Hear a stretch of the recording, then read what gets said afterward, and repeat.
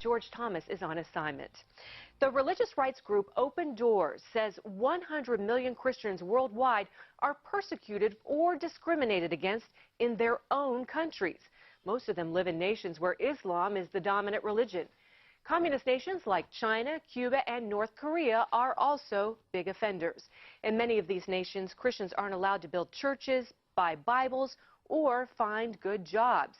In the worst cases, they are arrested, beaten, and sometimes murdered. This week, it was reported that the European Union is taking steps to help them. CBN's Europe reporter Dale Hurd joins us now for more. Dale? Hi, Wendy. This week, Italy's foreign minister told an Italian newspaper the EU has set up a working group on religious freedom. He says they're devising a set of protocols to, quote, closely monitor the treatment of religious minorities, especially Christian minorities, in the most sensitive countries. He says that the EU will draw up a set of guidelines, a manual for EU nation embassies in countries where persecution exists. The idea is to help those embassies evaluate religious freedom and possibly provide policy recommendations to encourage these countries to improve their treatment of Christians.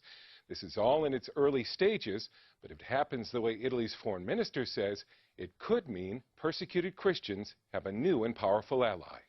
All right, thanks so much, Dale, for that. And for insight on the significance of this development, we turn now to Jordan Sekulow.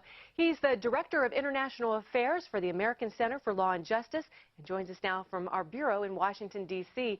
Jordan, what can you tell us about this new commission and how it will work?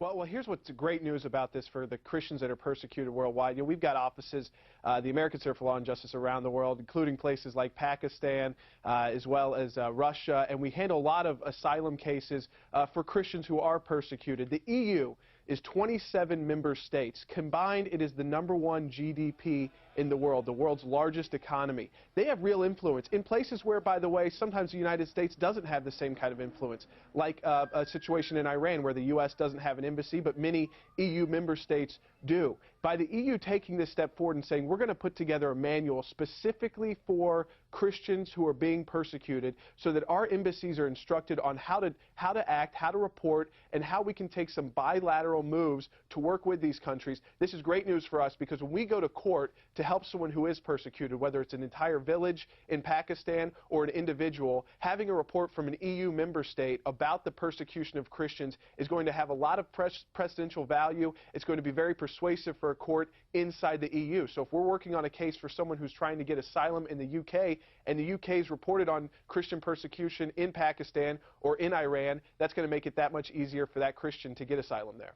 Well, Jordan, how much influence can the EU have in these matters? Well, listen, because of their economic strength, again, the #1 economic force in the world, and more, Wendy, what we're seeing is that the EU is combining itself. It is almost treated like one entire country in regards to economic affairs. Because of that, they have huge influence in these countries. Just like a country does not want to be sanctioned by the United States and doesn't want to lose U.S. business interests, now the EU combined also imposes its own sanctions. So you don't want to lose the EU as a supporter and as a business partner in trade and your economic affairs. Because of that economic tie-in, the EU specifically protecting Christians, and that's really the story here, is not just saying religious persecution in general. They're calling out the Islamic world, they're calling out places like India as well, who have not been protecting their religious minorities, and because of that, it's going to put these countries on guard that the EU is saying, we're going to report this, we're going to talk about it, and we're going to tell the world about what's going on inside these countries.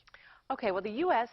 we have our Commission on International Religious Freedom. Right. The UN has its Human Rights Commission. Why is this new body necessary? Sure. Well, one reason it's necessary is because there's a lot of cases that go on inside the EU where we need more evidence. We need more reports, not just coming from the United States, not just coming from the United Nations, but also from the countries inside the EU. And I use the example, if we've got a case, and we do right now in Egypt, where someone who is Muslim converted to Christianity and wants to change their ID so that their children can be raised as Christians and identified as Christians. He is in hiding in Egypt. If he were to apply for asylum, let's say in France, and France has done a report on what happened in Egypt, that report is going to have much more value inside French courts than a report from the United States or even the United Nations itself.